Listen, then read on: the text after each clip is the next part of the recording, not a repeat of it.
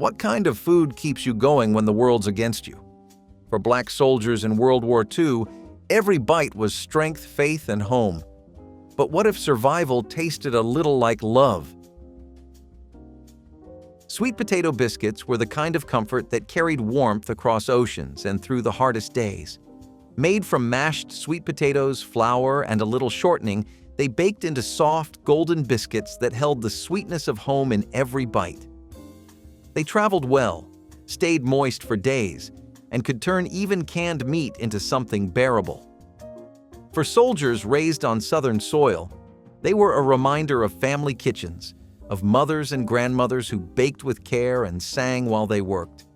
Sweet potato biscuits weren't just food. They were a symbol of love sent through flour and faith. In war, when everything familiar disappeared, something as simple as a biscuit could remind a man of who he was and where he came from. They filled bellies, yes, but they also filled hearts, softening the distance between the battlefield and the dinner table. For Black soldiers fighting both the war abroad and the one at home, these biscuits carried the strength of generations that knew how to endure and still create sweetness from struggle. Each bite whispered of home, of Sunday suppers and safe places waiting at the end of the fight. Collard greens with salt pork were more than a meal. They were a declaration of survival.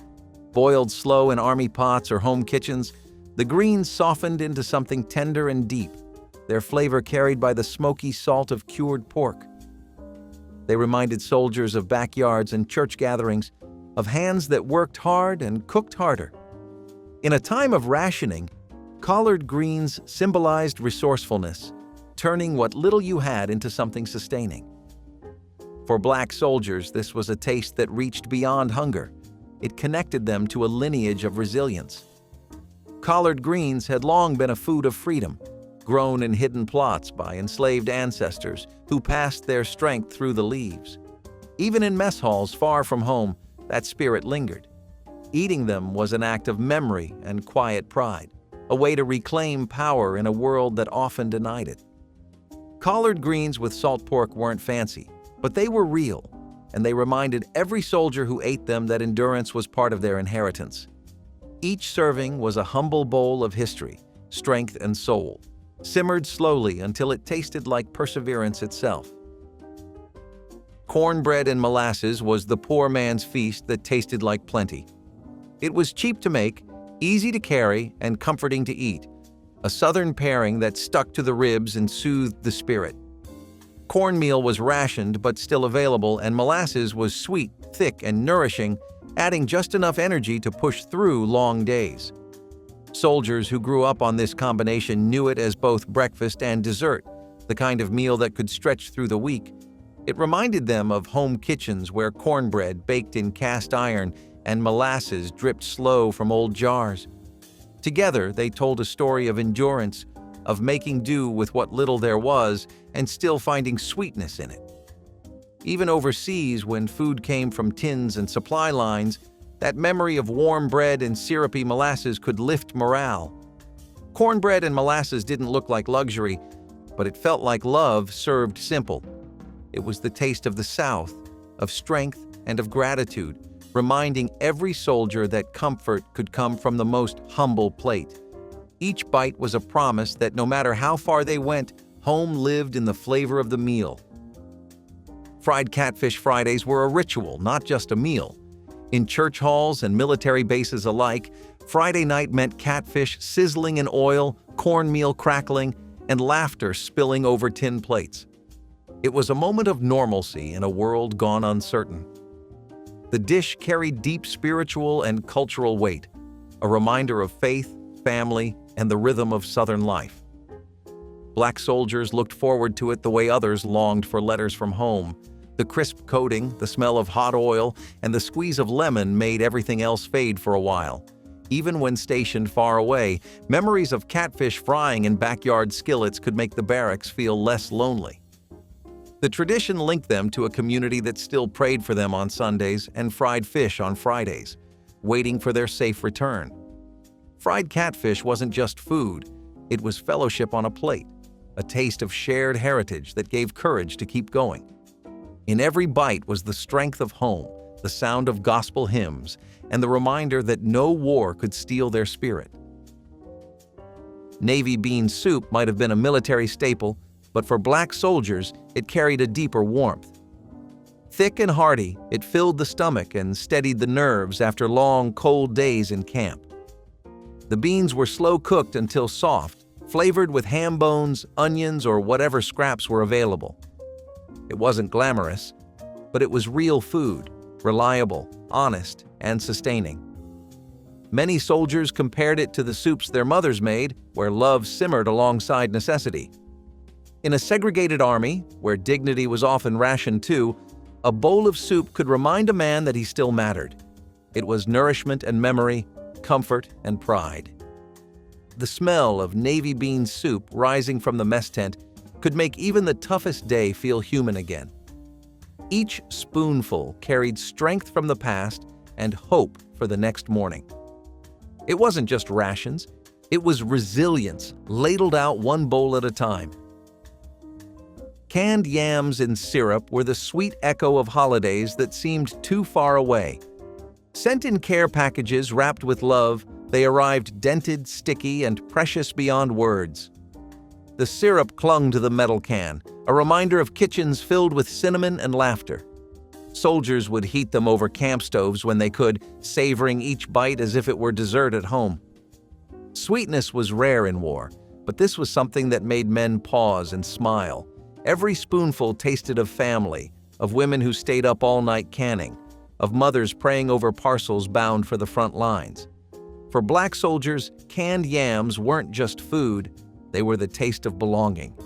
They brought memory to the mess table, reminding everyone that they were still sons, still loved, still expected to come home. That syrupy sweetness cut through the salt and smoke of war, softening the world for a moment. It was hope in a can, opened with trembling hands. Hoppin John, made from black-eyed peas and rice, was a dish of hope carried across generations. It came from African roots, a blend of resourcefulness and symbolism that survived centuries of struggle. In wartime, it was both practical and powerful, a meal that could feed many and remind every soldier of home. The peas stood for luck, the rice for sustenance, and together they formed a promise of better days. Soldiers stationed far from the South recreated it as best they could, using canned beans and whatever grain was on hand. It was a quiet act of remembrance, a connection to ancestry and endurance. Eating it meant carrying culture in the belly when everything else felt foreign. Hoppin John turned scarcity into ritual, giving flavor to faith itself. Even in tents and trenches, a simple bowl of beans and rice could taste like survival and pride. It was more than food. It was an inheritance made edible, seasoned with memory and courage. Peanut butter sandwiches might have been simple, but they carried a universe of meaning. 2 slices of bread, a thick smear of peanut butter, maybe some jelly if you were lucky. They were cheap, packed with calories, and easy to send overseas without spoiling. Mothers wrapped them in wax paper, prayed over them, and hoped their sons got to taste home again. That first bite meant safety, even if just for a second. Peanut butter stuck to the roof of your mouth and reminded you that life still had sweetness to it. Soldiers shared them, traded them, hoarded them for hard days. They were portable comfort, a reminder of childhood and kitchens that smelled like toast and laughter. Peanut butter sandwiches didn't need to be fancy. They were a lifeline made edible. For black soldiers, they carried something deeper too, the love of family and the quiet resilience of communities that sent everything they could, even when they had little to spare. Homemade pound cake was love mailed across the ocean, one slice at a time. It was dense enough to survive the trip, wrapped tight in wax paper and sealed with faith. Church ladies baked them by the dozens, each loaf carrying prayers folded right into the batter. The smell of butter and sugar was enough to make homesickness ache less.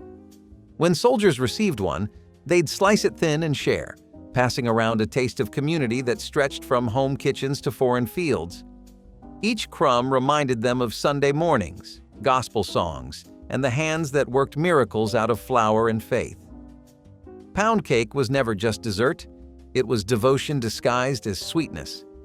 Even after weeks in transit, it arrived golden, comforting, and perfect enough to make a grown man close his eyes. Homemade pound cake told every soldier the same thing: you are loved and you are not forgotten. Okra stew with tomatoes brought the Deep South to tin plates in faraway places. Thick, rich, and fragrant, it was a dish that could transform bland rations into something soulful. Soldiers who grew up on okra knew its power, how it thickened a pot, how its slippery texture caught flavor like nothing else. Mixed with tomatoes, onions, and spices, it became a bowl of home that fed both body and spirit. It was a dish tied to memory, to grandmother's stirring slow and humming gospel while the pot simmered. For soldiers, that taste was almost holy. Even in makeshift kitchens, someone always found a way to recreate it, if only in spirit. Okra stew reminded them of who they were before the uniform, before the distance, before the war. It was survival food, yes, but also soul food in its truest sense, nourishment that healed as much as it fed. Every spoonful was a promise that home was waiting. Ham hocks and cabbage were the kind of meal that proved nothing had to go to waste to be wonderful. The hocks, smoked and salty, flavored everything they touched, turning a plain pot of cabbage into something rich and filling.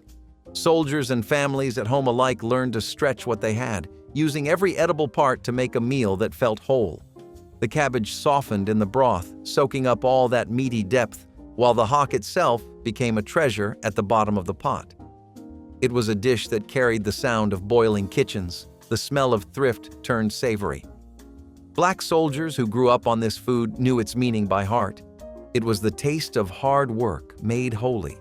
It reminded them of mothers scraping together dinners from almost nothing, proving that love and patience were stronger than poverty. Every bowl was a lesson in survival, every bite a taste of home. Ham hocks and cabbage were proof that resilience could be delicious. In war or peace, they told the same story. Take what little you have and make it enough. Biscuits and gravy with drippings were the true definition of making do and finding flavor in scarcity.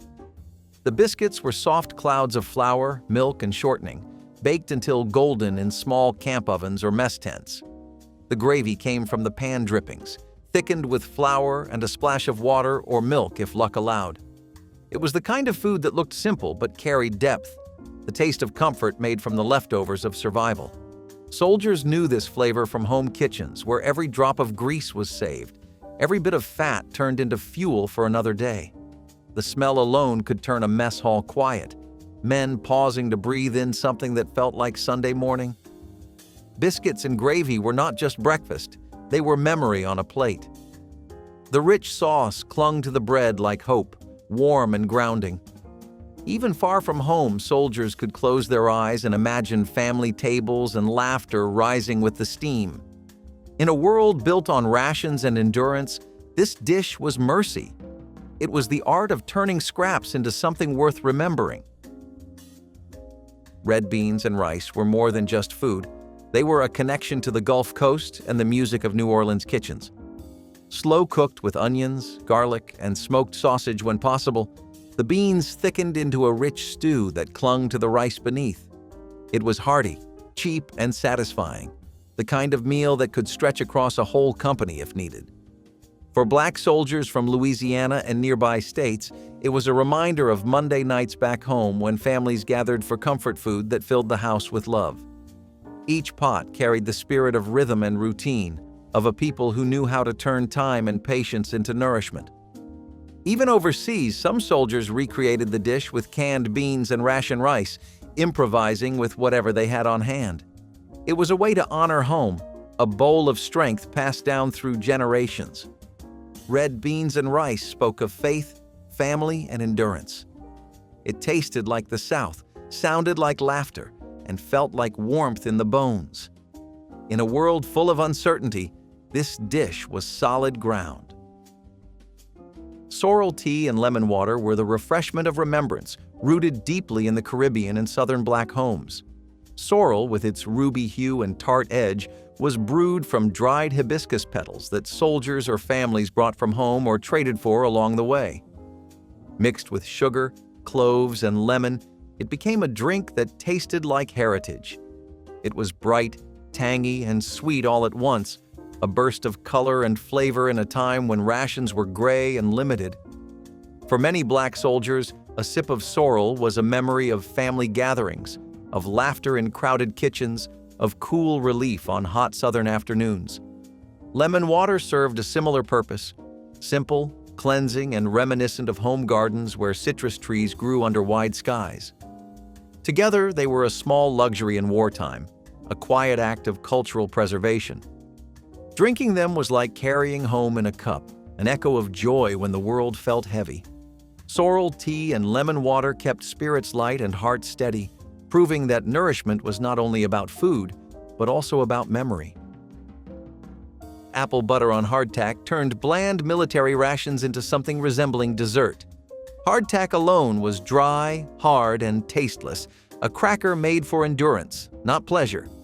But spread with apple butter, it softened into something rich, sweet, and familiar. Soldiers who grew up in the country remembered the sound of bubbling pots on stovetops as apples cooked down with sugar, cinnamon, and patience. Apple butter carried the warmth of fall and the tenderness of family hands stirring slow.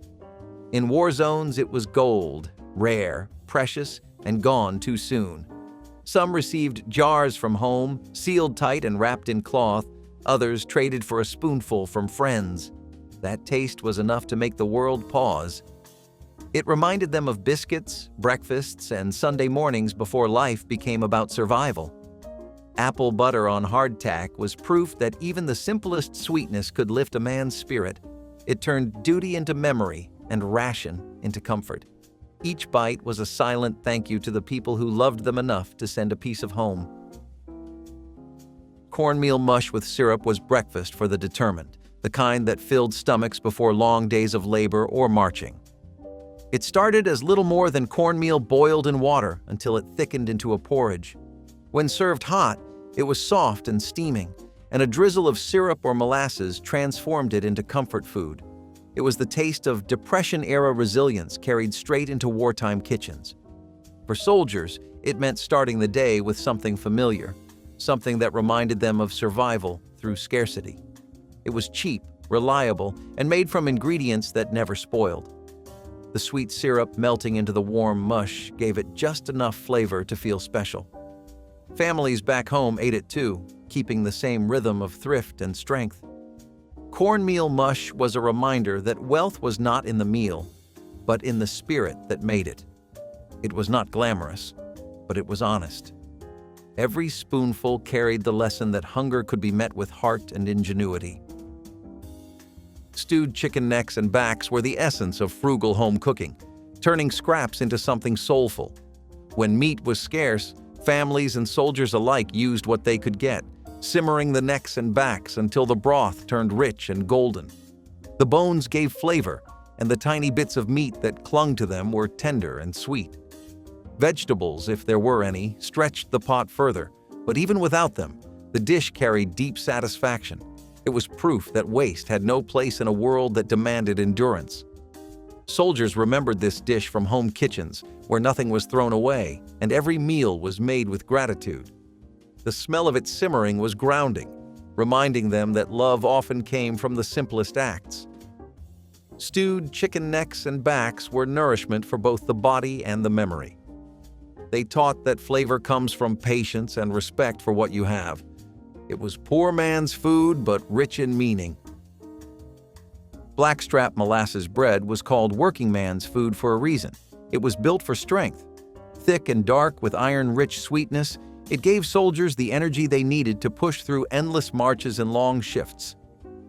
Made from flour, yeast, and a generous pour of blackstrap molasses, it baked into a loaf that was dense but satisfying. The aroma was deep and earthy, a mix of sugar and smoke that lingered in the air. Families baked it at home too, slicing it warm with butter or sending pieces in care packages.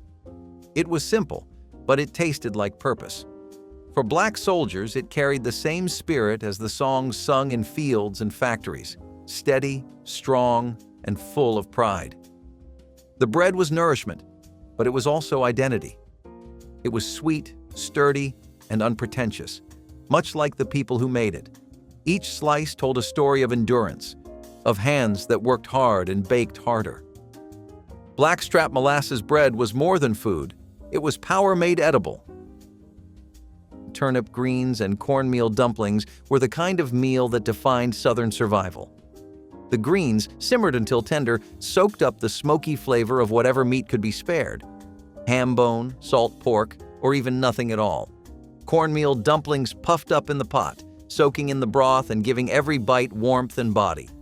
It was poor man's cooking at its finest, born from ingenuity and carried into wartime mess halls.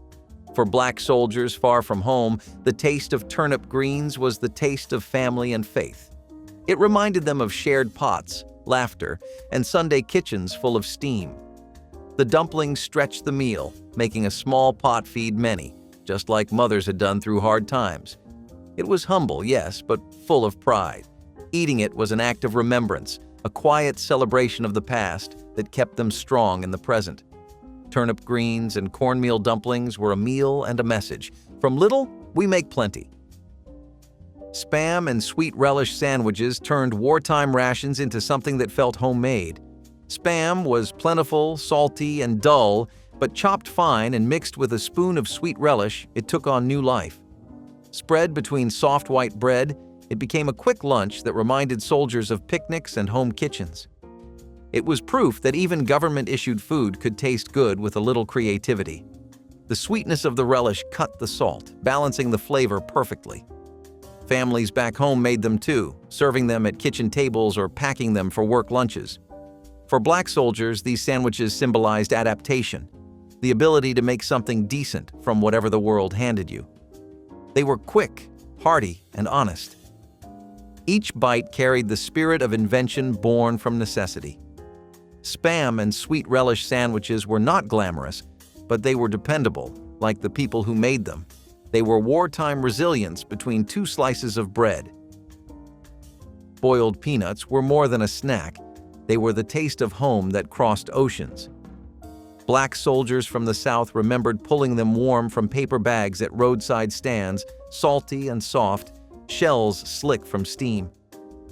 In the field, they became a quiet luxury, something simple that reminded them of easier days.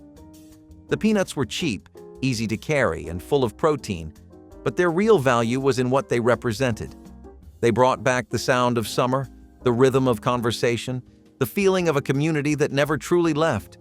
Soldiers often boiled them on camp stoves when supplies allowed, trading stories while they simmered. The smell was enough to lift spirits after long days of drills or marches. Eating boiled peanuts in wartime was an act of remembering, of turning hardship into connection. They tasted earthy, warm, and familiar, the same way home always did. For those far from the South, one handful could ease loneliness for a little while. Boiled peanuts were comfort disguised as sustenance, proof that the smallest things could feed both hunger and heart. Rice pudding with raisins was the kind of dessert that turned simple ingredients into comfort that lasted all night. Made from leftover rice, sweetened milk, sugar, and a handful of raisins, it filled the air with the smell of home. It was soft, warm, and rich enough to make soldiers pause between bites, remembering Sunday dinners after church. For black soldiers, it carried the memory of mothers and grandmothers who refused to waste even a grain, who could make something sweet from whatever they had.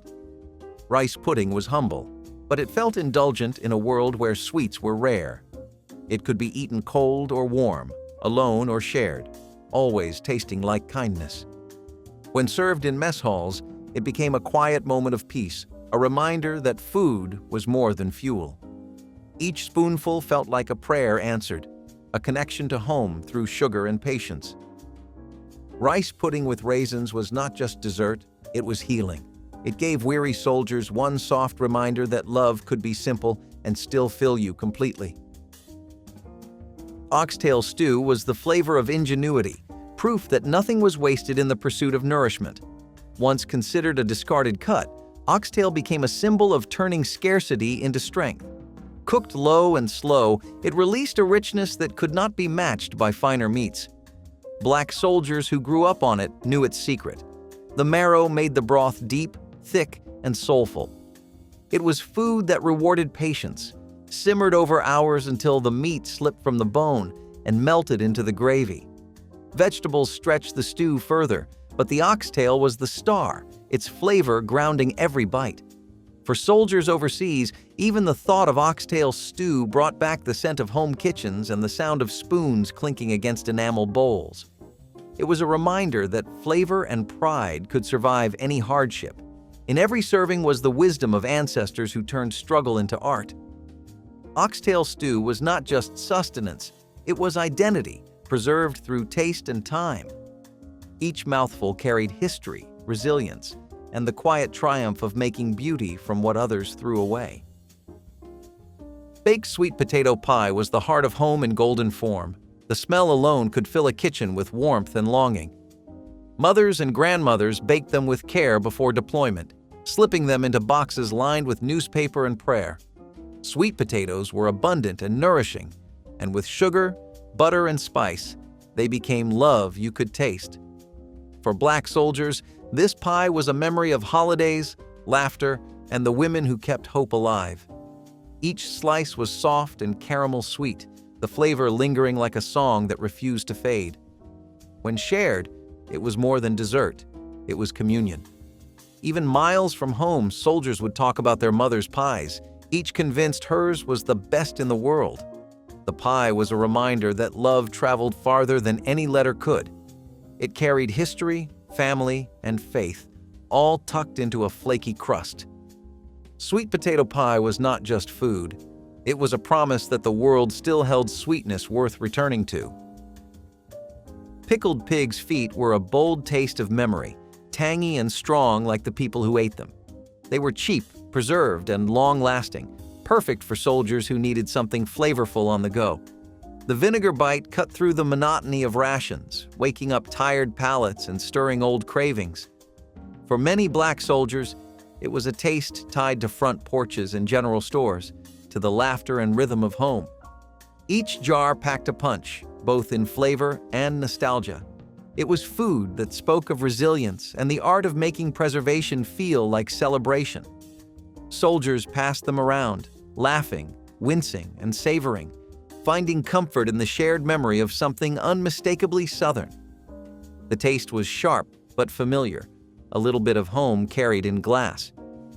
Pickled pig's feet reminded every man who ate them that identity could not be rationed or forgotten.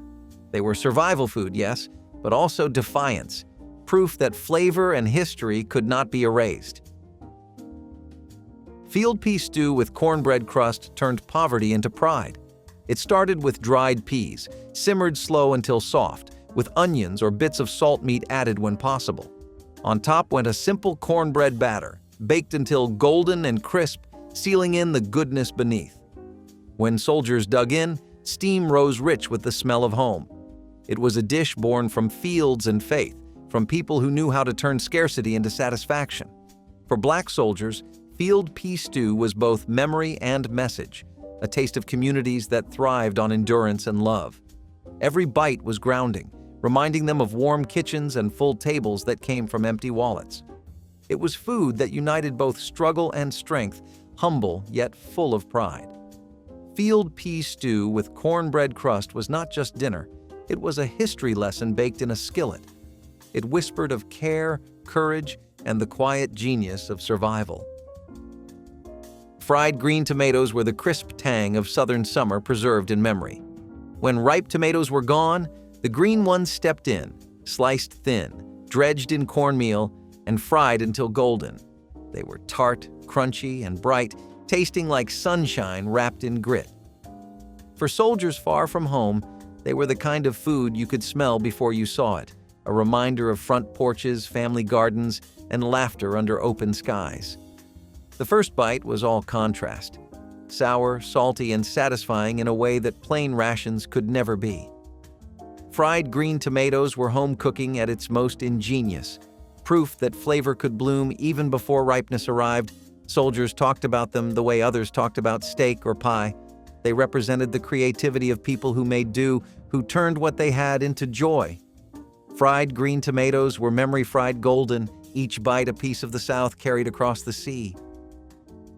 Collard green pockets were the soldiers' invention, a field adaptation of home cooking turned into survival food.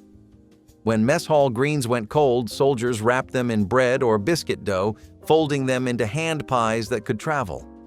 They were warm, hearty, and easy to eat on the move.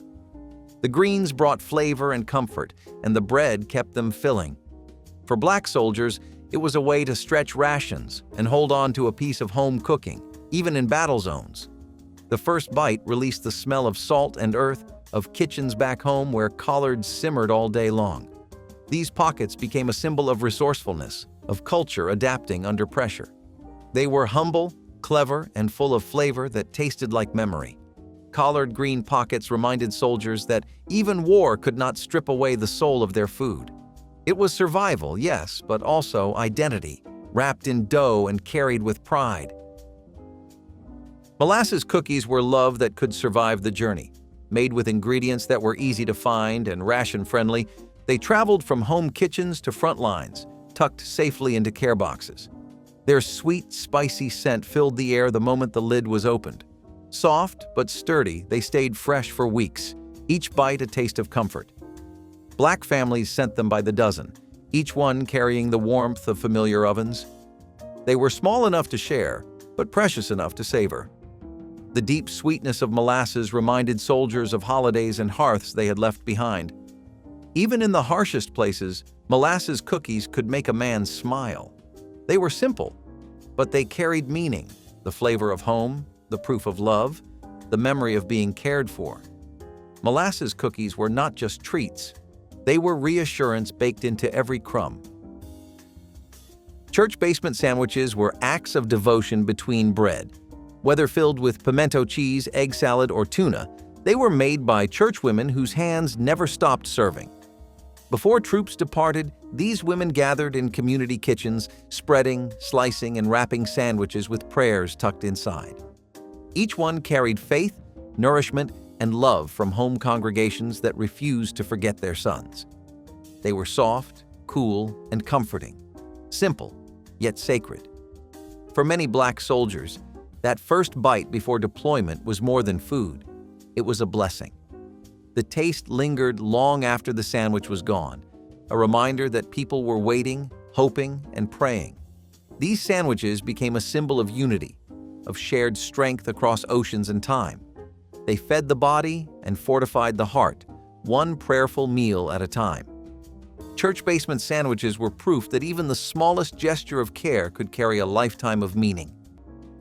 Fried corn pone was a dish that required almost nothing but cornmeal, water, and lard, yet it managed to fill stomachs during times of want. It was denser than cornbread and more rustic, formed into small patties and fried in cast-iron skillets until golden. Families leaned on it for breakfast, lunch, or supper because it was inexpensive, used ingredients they almost always had, and could be made quickly. Corn was abundant across the South, and every pantry had a sack of cornmeal that could be stretched into meals again and again. Eating fried corn pone often meant there was no wheat bread to be had, but no one went hungry. It was eaten with beans, dipped in Potlikker, or just on its own with a smear of molasses or syrup if available. Fried corn pone reflected the determination to create something warm and satisfying even when the cupboards were close to bare. Cane top syrup began with the earliest shoots of sugarcane, long before the full harvest. When planters reserved the mature stalks for commercial sugar, enslaved workers cut the tender tops and simmered them slowly, extracting a thin but sweet syrup. This homemade sweetener flavored cornbread, porridge, and hot drinks, adding a rare touch of luxury to daily meals. The technique reflected both African experience with cane and Caribbean methods of small-batch syrup making. After emancipation, many rural families continued to boil cane juice into syrup during the early season, a practice still alive in parts of Louisiana and Florida. The flavor is lighter and grassier than late-season molasses, making it unique among Southern sweeteners. Cane top syrup shows how skilled hands transformed what might have been discarded into something valuable, blending cultural knowledge with the natural rhythms of the crop. It stands as a reminder that, even in conditions of deprivation, African American cooks created enduring regional flavors that remain treasured in Southern pantries today. Pickled watermelon rind turned summer scraps into something bright and memorable when waste was never an option. Families peeled the green rinds from sweet watermelons, cut them into strips, and simmered them in a brine of vinegar, sugar, and warm spices until the pieces turned translucent and tender. The finished pickles carried a gentle sweetness with a tart kick that balanced fried fish or smoky barbecued pork. Children often helped pack the jars, laughing as the kitchen filled with the scent of cinnamon and clove. These jars lined pantry shelves and cooled in cellars, ready to brighten winter meals with a taste of summer. For many households, this thrifty condiment was a sign of careful planning and pride in making every harvest last. Today, few people bother to save the rinds, and the recipe hides in old notebooks and fading memories.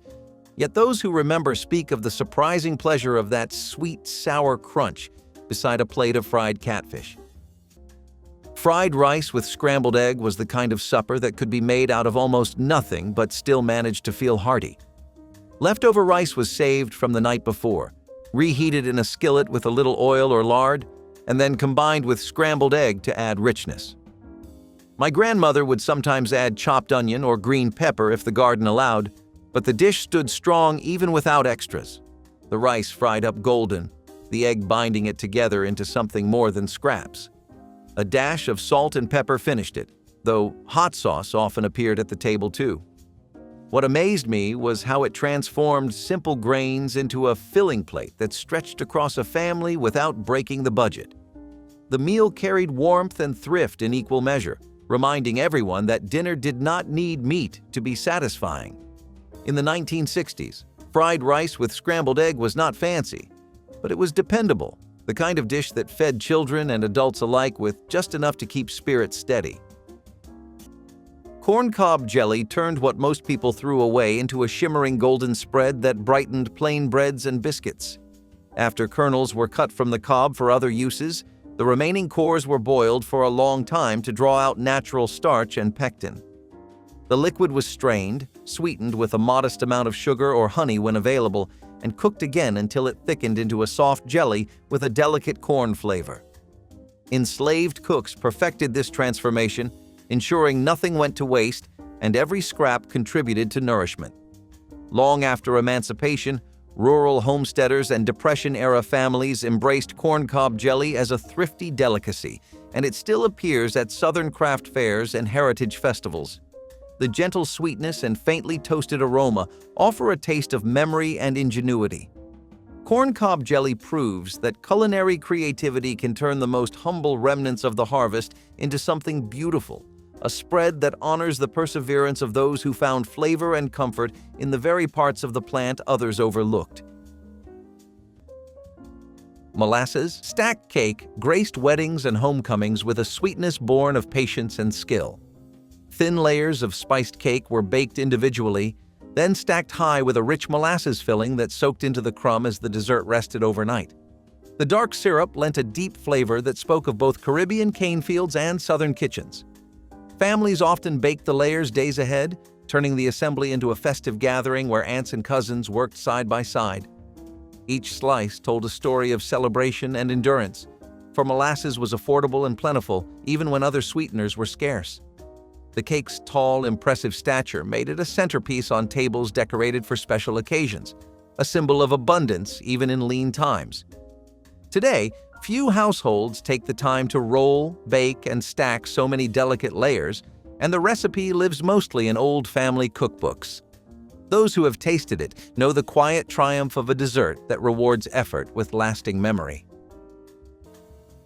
Sorghum syrup biscuits with milk were the kind of dinner that showed how families found sweetness even in struggle. Sorghum syrup, cheaper than sugar, was kept in jars that seemed to last forever, poured generously over hot biscuits fresh from the oven. My grandmother baked the biscuits with flour and lard, ingredients that could be stretched and shared across multiple meals. Once the biscuits were ready, she split them open, drizzled them with syrup, and served them with cold milk poured into glasses.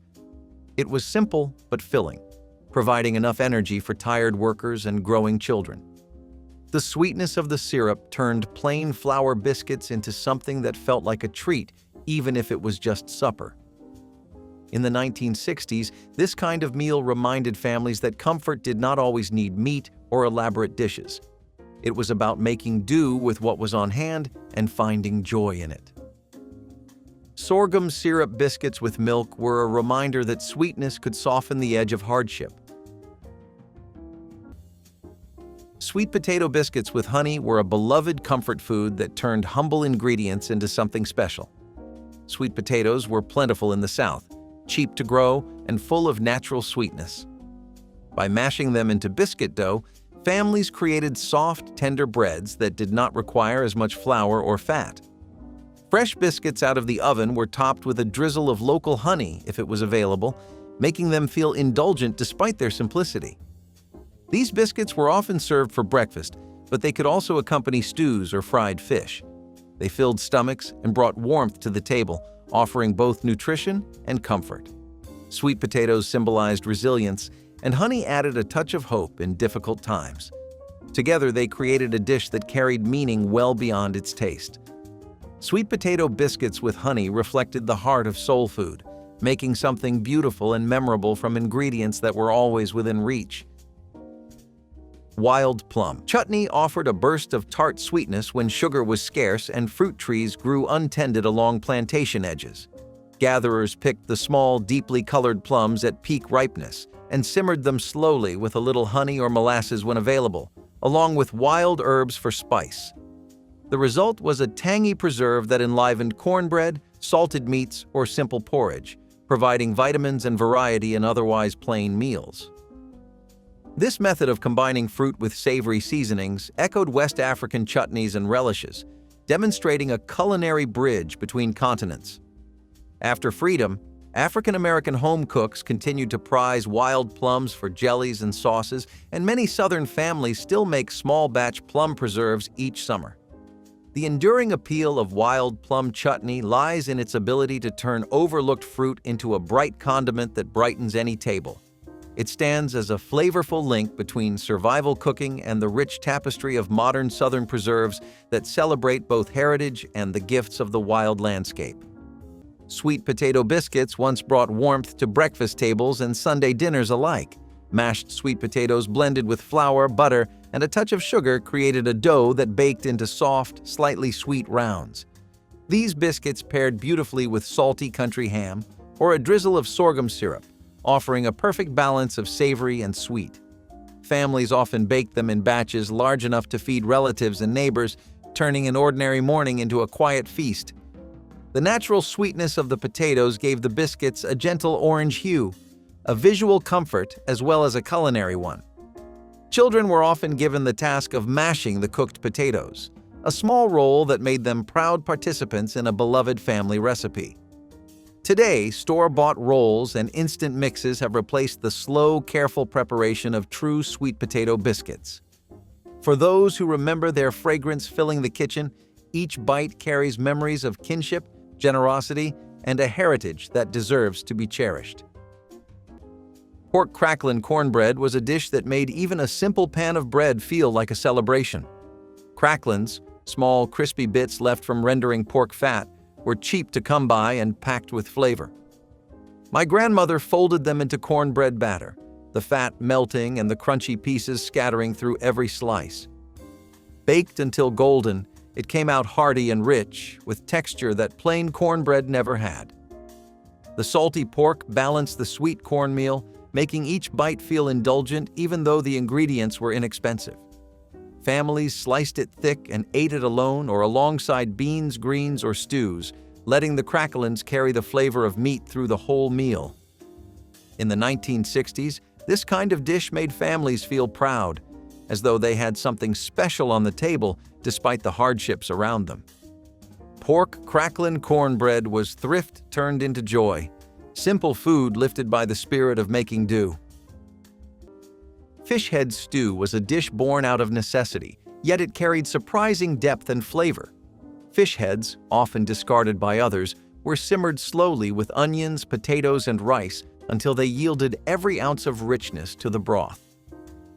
My grandmother insisted the heads made the stew better than fillies, providing body and nourishment that nothing else could. The bones and skin flavored the liquid until it turned hearty and comforting. Potatoes stretched the meal, rice thickened it, and vegetables added substance, turning scraps into a filling supper. The taste was strong, earthy, and unforgettable, reminding everyone that no part of food should go unused. For Black families in the 1960s, fish head stew was a common way to stretch the catch of the day, ensuring nothing went to waste. It became a lesson in thrift and gratitude, proof that survival demanded creativity. Fish head stew was both humble and mighty, sustaining families through lean times with flavor and tradition. Comment the dish that reminds you of home, then like and subscribe to keep these stories of strength and soul food alive.